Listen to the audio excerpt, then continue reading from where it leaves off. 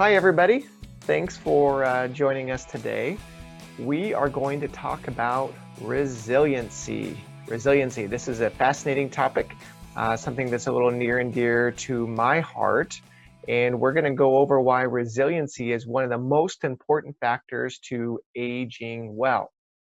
So, why am I talking about this? Well, let me introduce myself.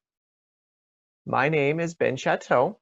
I am a physical therapist by training.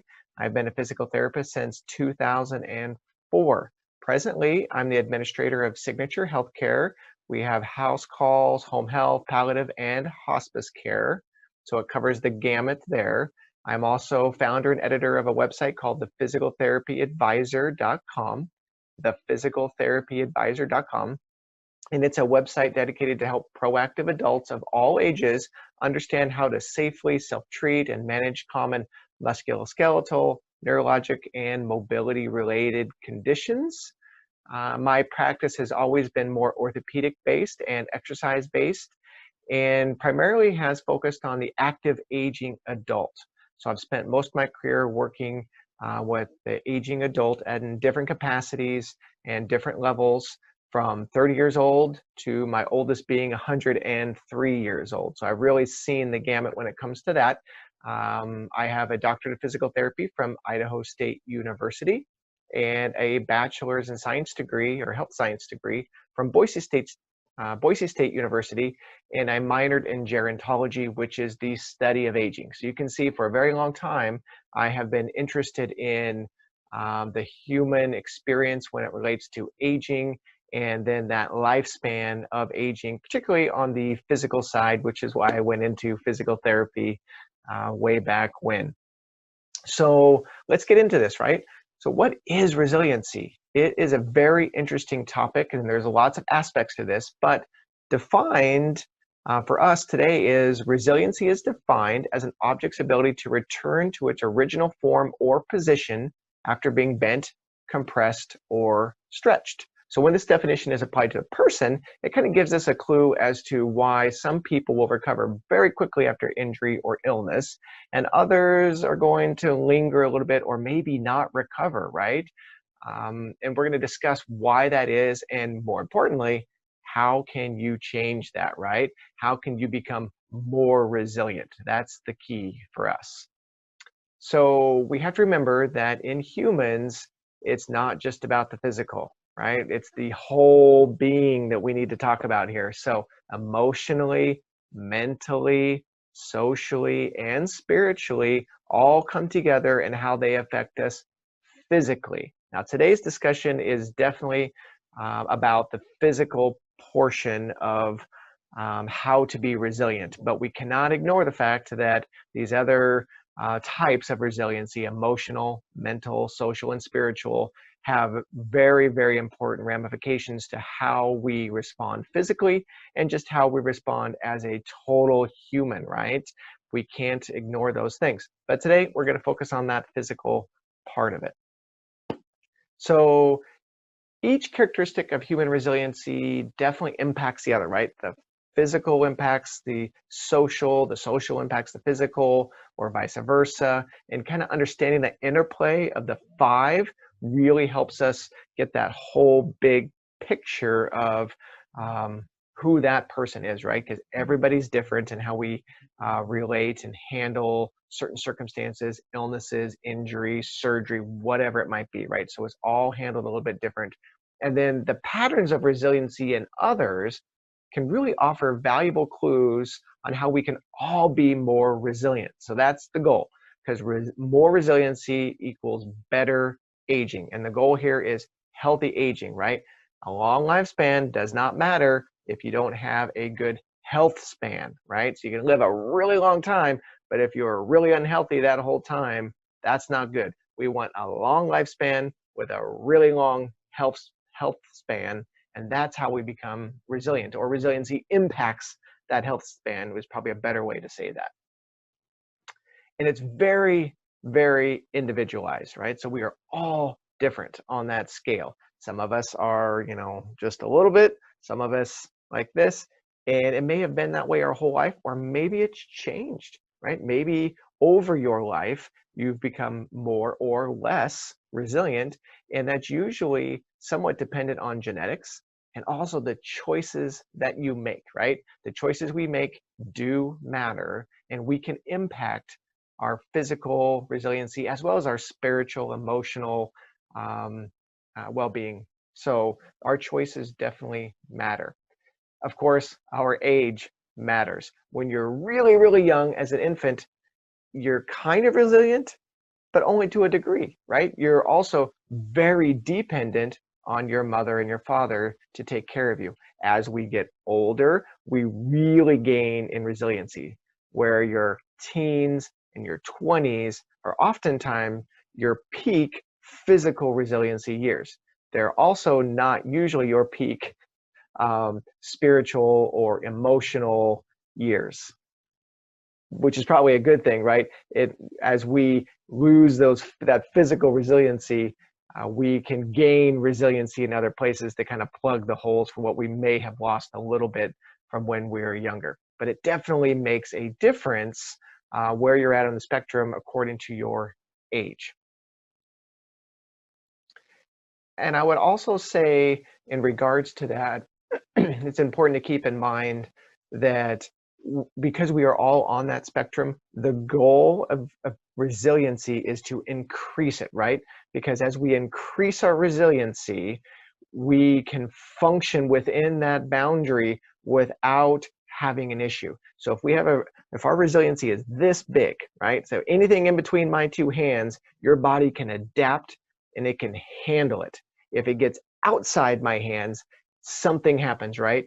Something breaks down, something fails. Maybe it's your muscle is torn because it went outside its resiliency, or maybe your balance is good as long as it's within here, but you go outside of that, then you fall, or maybe your ability to handle, an illness, right? You got this much capacity to handle an illness, and if you go outside of it, you get sick.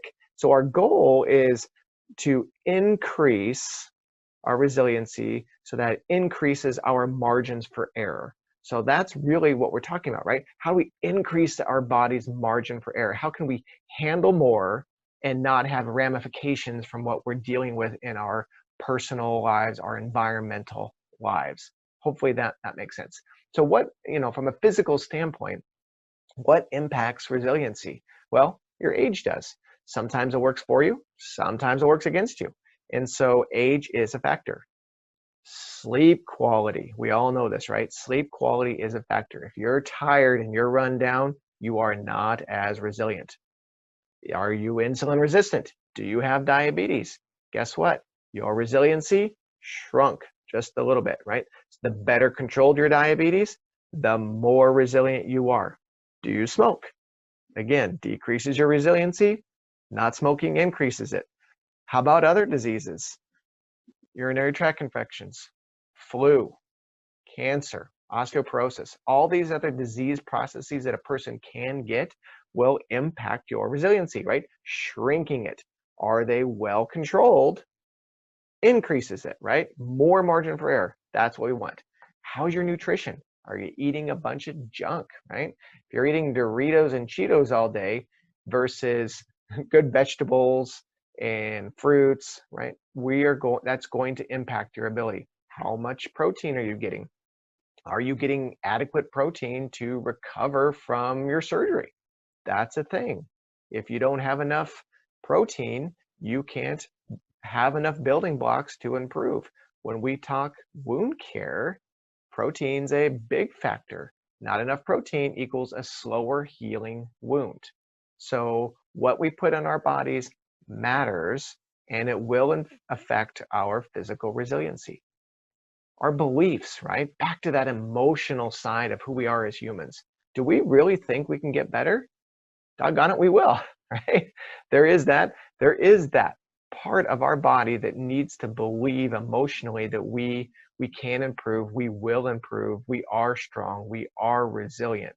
And that will affect a person's ability to heal and recover and to avoid illness or injury in the future.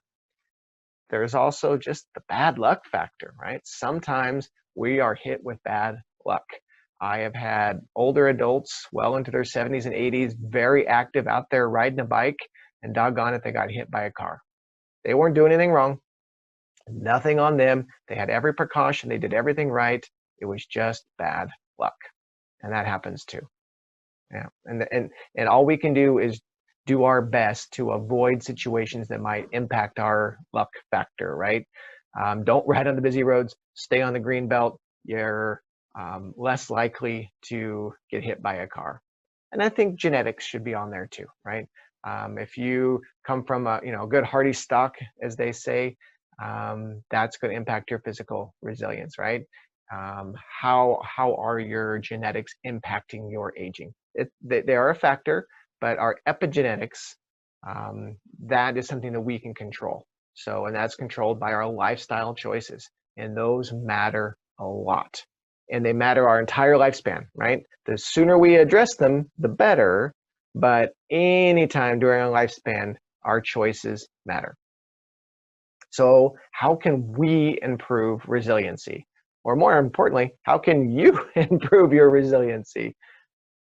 Some of this stuff is obvious. You've heard it before, but it doesn't make it less true. That's the important part, right? It does not make it less true. It just needs to be consistent. You need to be able to, you just really need to be able to make these choices and implement them, right? Put it in your daily life. Make a pattern out of it. Regular activity. We all know you need regular activity. It's going to vary from person to person. What you can do, what you can't do, where do you live, how does that impact what you do? But all of us need to be active. And it's not just the amount of time spent, right? That's important. We need to get our time in, that hour of moderate, vigorous exercise a day, but it's also how often are you active during the day, right? If you are sitting for long periods of time and you're not being active, that is a problem. There's really good research now that shows that it doesn't matter how much activity you have. You could do 4 hours of vigorous activity in the morning.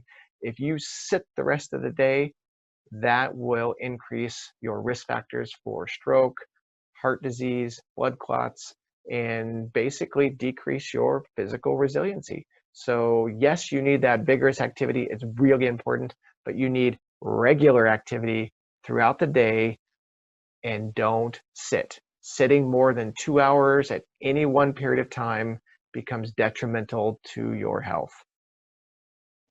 Strength. Strength is a big thing. It's a really big thing, especially for the older adult.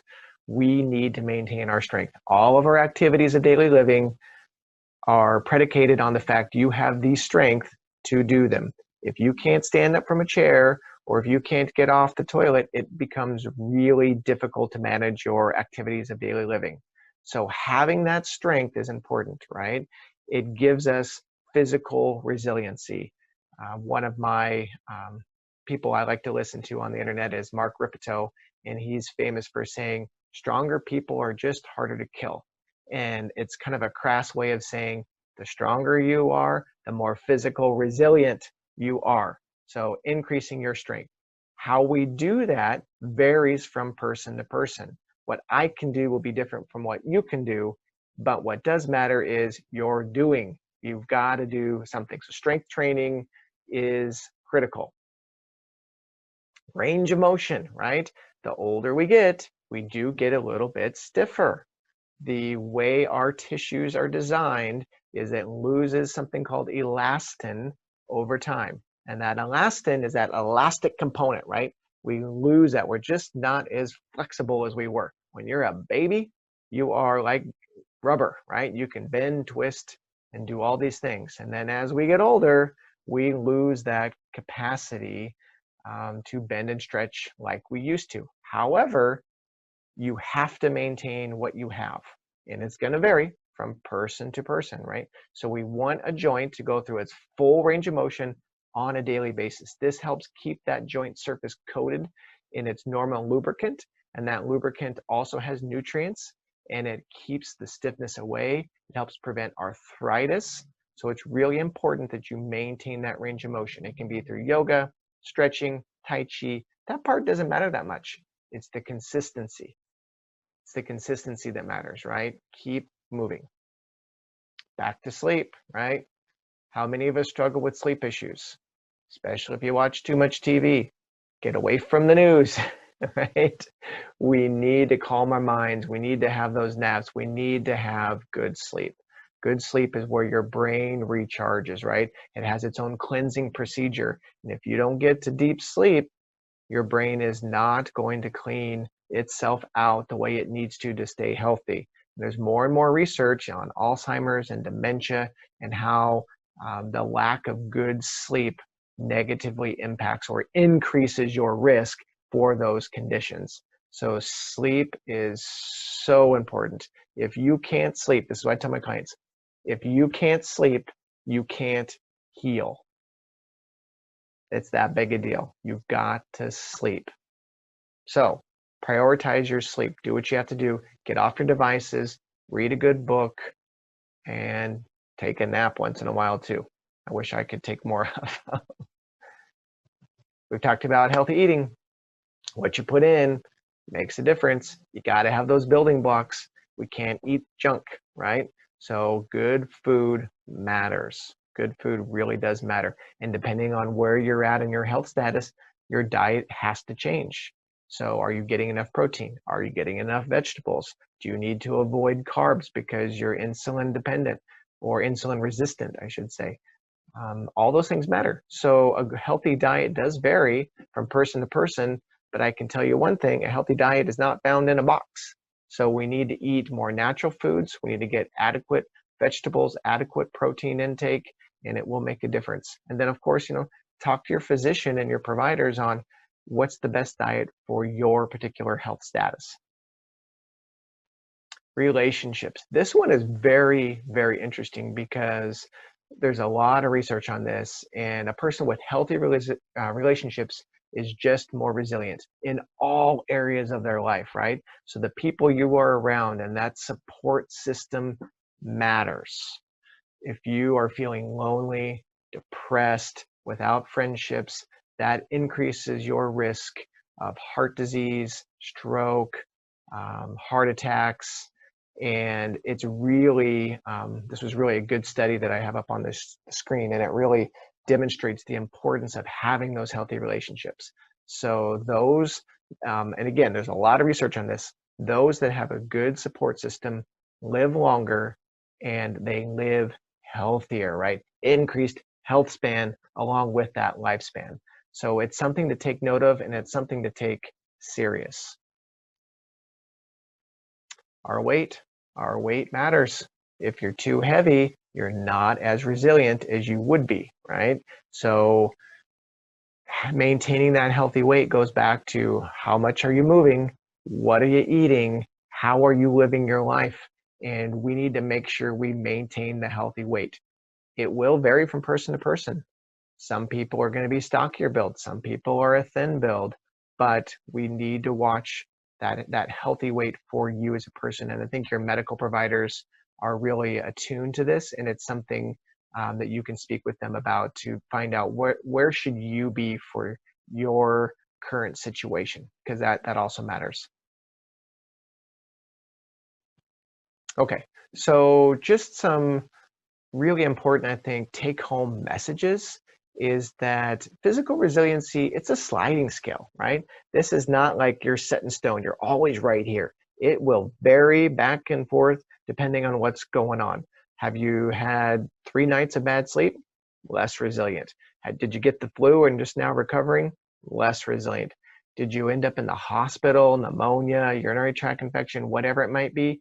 Less resilient. So your goal is to increase that resiliency, right? Do the things you know you need to do to increase that resiliency. So that means improve your nutrition. That means move more.